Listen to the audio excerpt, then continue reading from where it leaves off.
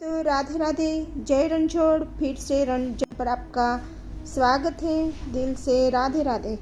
श्रीमद् भागवत गीता पढ़ने का सही नियम क्या है? इन 4 चरणों से गुजरने के बाद ही मिलता है संपूर्ण ज्ञान। श्रीमद् भागवत गीता में पाठ से व्यक्ति को काम व कर्म में के बारे में सीख मिलती है। इतना ही नहीं, हमारे हर प्रश्न का उत्तर गीता में समाहित।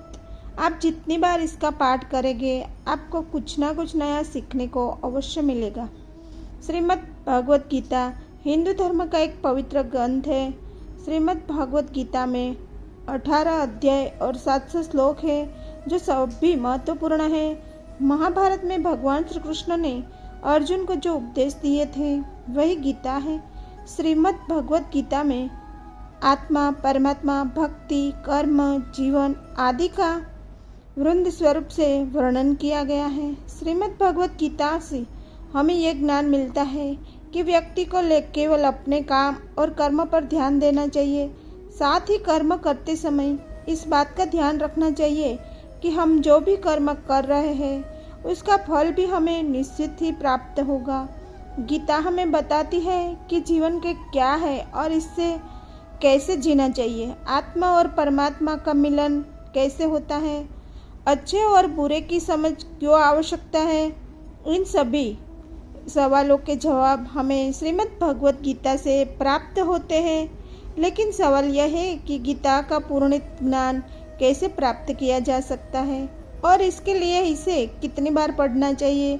श्रीमद् भगवत गीता का पाठ से ज्ञान को प्राप्त करने के 4 होते और श्रवण या पठन, ज्ञान मनन, ज्ञान निधि, ध्यान और ज्ञान अनुभव। ज्ञान इन 4 सत्रों में गुजरने के पश्चात ही किसी भी ज्ञान की पूर्णता होती है और इससे समुचित लाभ भी होते हैं। इसका अर्थ यह है कि आप पहले पढ़ते या सुनते हैं, इसके पश्चात ज्ञान के बारे में और चिंतन व मनन करते हैं। यदि वह आपको ठीक और उपयोगी लगती है तो अब उसका अभ्यास कर रहे और उससे अपने जीवन में उतारने हैं और आखिर में उस ज्ञान का प्रतिफल आपको मिलता है। किसी भी ज्ञान के आप पढ़कर या सुनकर छोड़ देंगे, उसे अपनाए नहीं तो उसका फल आपको कैसे प्राप्त होगा। यही बात श्रीमद् भगवत गीता पर भी लागू होती है। और जब हम गीता पठन करते हैं, उसको उपदेशों को जीवन में उतारेंगे तो निश्चित ही परिणाम समक्ष आएगा। कितनी बार पढ़ना चाहिए श्रीमद् भगवत गीता और क्या है इसके लाभ? जब हम पहली बार गीता पढ़ते हैं तो इसे हम एक अंधे व्यक्ति के रूप में पढ़ते हैं, यानी हमें केवल इतना ही समझ आता है कि कौन सी किसके पिता, कौन किसकी बहन और कौन किसका भाई है। पहली बार गीता पढ़ने पर इससे ज़्यादा कुछ समझ नहीं आता। जब हम दूसरी बार गीता पढ़ते हैं तो मन में कुछ सवाल जागृत हो गए कि ऐसा क्यों किया गया या वैसा क्यों हुआ। कि जब हम तीसरी बार गीता पढ़ेंगे तो इसके अर्थ को समझने लगेंगे। हालांकि हर व्यक्ति को इसका अर्थ अपने तरीके से ही समझ आएगा। बस चौथी बार हम गीता पढ़ेंगे तो हर एक पात्र से जुड़ी भावनाओं को समझ पाएंगे, जिससे अर्जुन के मन में या दुर्योधन के मन में क्या चल रहा है।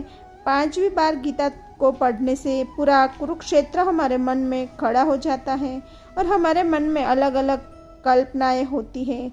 6वीं बार गीता पढ़ने से हम भगवान को अपने समक्ष अनुभव करने लगते हैं और हमें ऐसा लगता है कि भगवान हमारे समक्ष यह सब बता रहे हैं। 8वीं बार गीता को पढ़ने से हमें यह पूर्णतः एहसास हो जाता है कि श्री कृष्ण कहीं बाहर नहीं बल्कि हमारे भीतर ही है और हम उनके भीतर। श्रीमद् भगवत गीता के पाठ के नियम। श्रीमद् भगवत गीता के पढ़ने के लिए सुबह का समय सबसे उत्तम माना जाता है, क्योंकि इस समय मन, मस्तिष्क और वातावरण में शांति व सकारात्मक होती है।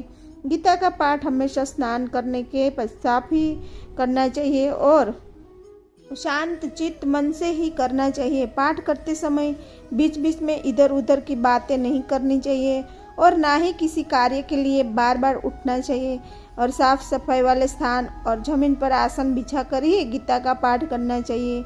गीता के प्रत्येक अध्याय को आरंभ करने से पूर्व और पश्चात भगवान श्री कृष्ण की चरणों को हमें वंदन करके ही गीता का पाठ का अध्ययन शुरू करना चाहिए। दोस्तों, इतना ही आज की वीडियो में है।